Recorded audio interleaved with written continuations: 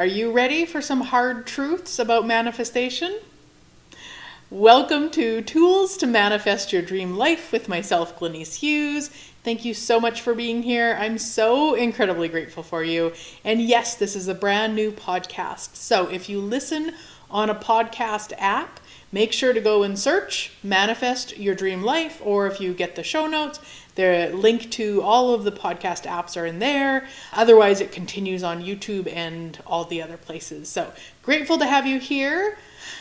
This is going to be a bit of a different show, my sweet friends. Yes, 4 hard truths about manifestation. So for me, I actually learned about manifestation back in 2002. So 22 years ago, I started studying it, and I delved deep into it. I was so excited about it. It was such a yummy energy. And I studied it as though the way that most people talk about manifestation, in terms of if you just think hard enough, you focus hard enough, you make the vision board, you are good enough, then you'll get the thing, or you'll have the experience, or you'll feel the feels, whatever it may be. This show is really what it is now, at least to me. Now, you might have a different idea about it. This might not be true for you. That's totally fine. This is where I'm at with it 22 years later. And I would say probably this started about 2 years ago. So probably about 20 years in, when I really started looking at what I mean when I'm talking about manifestation. So I would say the easiest way to talk about what manifestation is for me now is to talk about what it isn't, which is these 4 hard truths.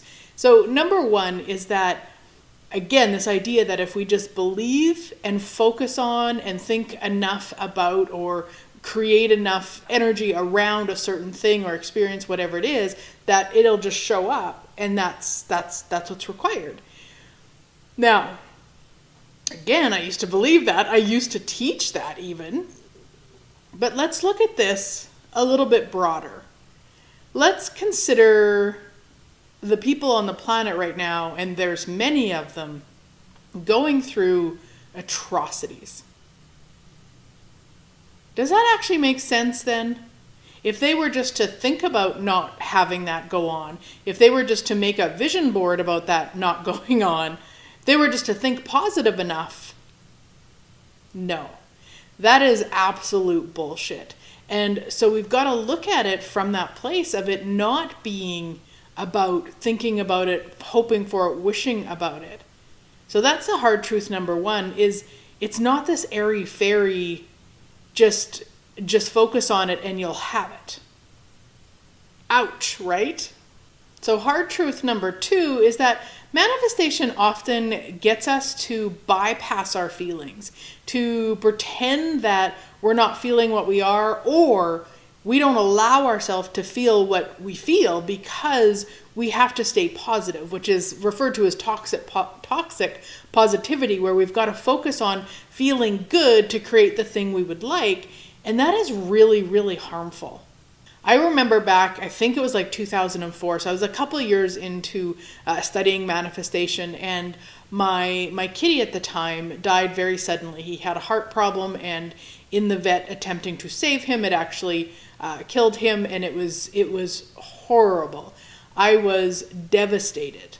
However, I couldn't feel those feels because those were negative. So you can't be sad, you can't be mad, you can't feel the feels. You have to put on a happy face and do all of the reasoning and the justifying. Well, he had a good life. Well, we had some time with him. Well, anyway, what ended up happening is that I actually had a session. So a client came to me for a session, something totally unrelated. She sat down in the chair, her and I started talking, and I started crying. Not even kidding. My feels came out at the most inappropriate time. I was horribly embarrassed, and I still didn't see what I was doing. I still didn't acknowledge it for bypassing or not getting present with those feels. Now, hard truth number 4 is that there is a lot of victim blaming in manifestation. And I would say, in my experience, because again, myself and also working with so many people manifesting their dream lives, is that we either gaslight ourselves or we gaslight each other. Well, did you really think positive enough? Like, how much time did you put into creating that vision board? How much time did you worry about not getting it? Well, that's probably why you didn't get it. Like, it is so unkind. It is so unhealthy. And especially for that constant judgment of ourselves. I mean, constant judgment of others or receiving others' constant judgment, of course, is also not healthy. But that incessant judgment of us and what we did wrong and how bad we are and how we should have just done that one thing. And no, just stop. Just stop with blaming. Stop with seeing it as so black and white. To me, there's so much more. And we'll get to that in a moment here. So hard truth number 4 is a big kick in the ass for me. It is something that I didn't want to look at. It is something I wanted to avoid. And it's important for each one of us to really get present with this. A lot of times when we're using the word manifest, we should actually be using the word privilege. I know. Years ago, when we bought our dream home, my dream home, hubby, I mean, he enjoyed it, but he didn't love it as much as I did. It had its own swimming pool. It had a whole bunch of space. I mean, it was truly my dream home beyond what I never imagined possible. And when I say I manifested my dream home, often what we would look at with that is as though I was given it as a gift, as though someone handed it to me and said, here you go, let's put your name on the title. It wasn't the case. No, I bought the house. So did I manifest it, or did the fact that I had money, the privilege of money to purchase it? What is it? I know. And this is where we just have to get so honest with ourselves and really looking at, when we're using the word manifest, do we mean it? Is that actually true? Because so many times it is actually privilege. Now, the part of that I do see as manifestation is the absolute magic that it took to find that house. So in when we were searching, we had looked at lots of places, and on the last house we looked at with our realtor said, hey, you know what? You should also be checking Kijiji, which in Canada is like a Craigslist in the US. It's a forum where people can go and sell things. We'd never considered looking for our house on Kijiji. That night, when we got home, hubby went and looked on Kijiji and found this incredible house. And it had a aerial view picture, so we could see this big, beautiful pool. Now, not only that we had just got home from spending a week at an Airbnb that had a pool. And hubby actually said to me, wow, pools are so much easier to care for than I thought. So there was so much magic to us finding that house. All of it, like, these breadcrumbs to finding it. And the privilege of having the money to purchase it. So it's really acknowledging what is, and not to say that I'm less than, that house was less than because I had the money to pay for it, but no, but also not calling it, I manifested it. I didn't manifest that house. I manifested finding that house. That's the way I would like to refer to it. And I had the privilege of having the money to buy the house. And so it just puts a different shift on things. It doesn't take away the excitement. It doesn't take away the gratitude. It doesn't take away the magic. It actually increases all of those, because in that I'm acknowledging what is. There's no more fantasy of, I just sat on the couch and hoped and wished and dreamed for it, and it fell in my lap. Somebody handed me the papers to own this house. No. And that's often how we take manifestation, is that it is this airy-fairy, sit on the couch, do nothing, think good thoughts, and your life will be magical. No, actually, no. So what is it then? So for me, manifestation is that magic, is those breadcrumbs, is the following of the energy, following of your energy. We talk a lot about things feeling really yummy and expansive and following that. Now, when I say that, I don't mean not feeling non-yummy and expansive feelings, right? Go back to the example with my kitty dying. That was not a time to be feeling expansive and yummy energies. It was a time to be with what is as it is and not pretending or pushing away or bypassing those feelings. Now, along with the magic, there is also a very healthy dose of what is. Now, I don't mean what is from the very limited energy of we can just have what is possible for us the way that society has set it out. That's not what I mean. And, for example, if I really wanted to be an astronaut right now, I actually couldn't be. I couldn't be an astronaut right now. There's various things. One, I'm too old. The latest age you can become an astronaut is 50. There's a lot of things that would have to put in place that would probably take me years to get there, and a whole bunch of other things. So being an astronaut for me right now, and I know it's a silly example, but that's silly example, and it's the best one I have. So when I look at that and I go, oh my gosh, I really want to be an astronaut, I could put a lot of creative energy into, okay, but what else is possible, and what magic could I be, and all of this stuff. Okay, could do that. I'm not saying you shouldn't do that. I just wonder, when I look at things now, I look at them through that filter of what is possible. And what is that then? If I'd really like to be an astronaut, what is it that I would like about that? What are the energies I'm looking for?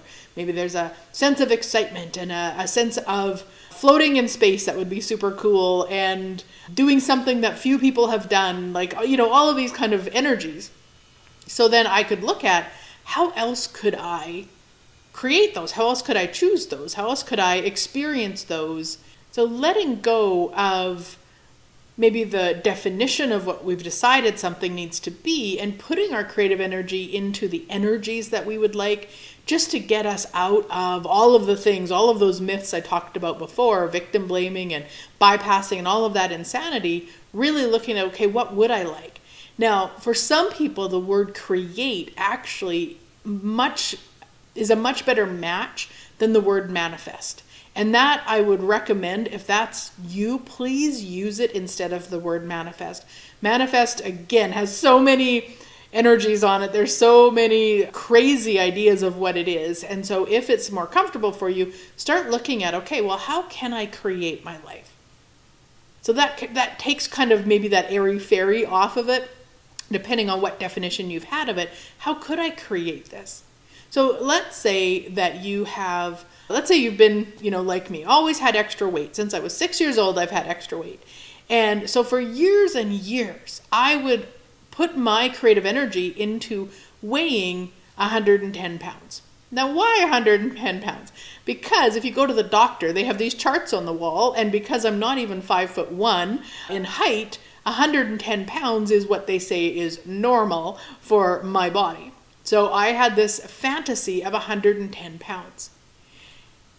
That is never going to occur.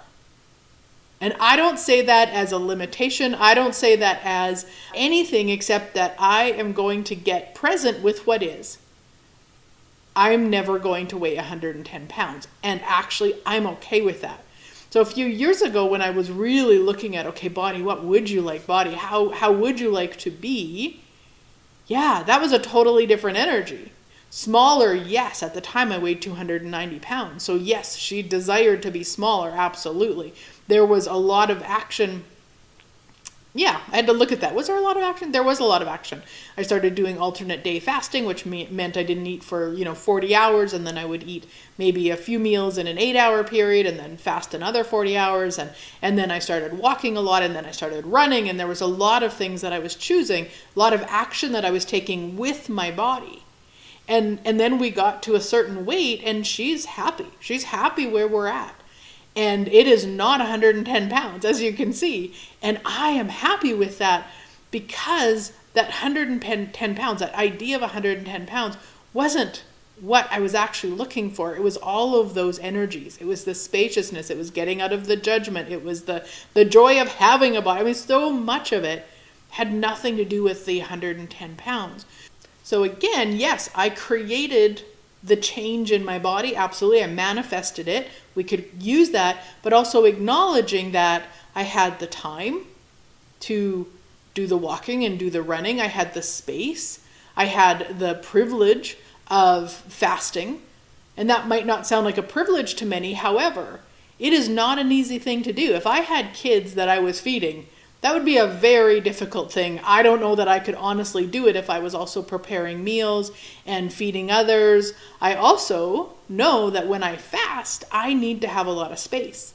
So I will usually around supper time, I will go into the bath for an hour or two to really get away and be spacious. And the other thing I do is I have a Epsom salt bath that really assists with fasting.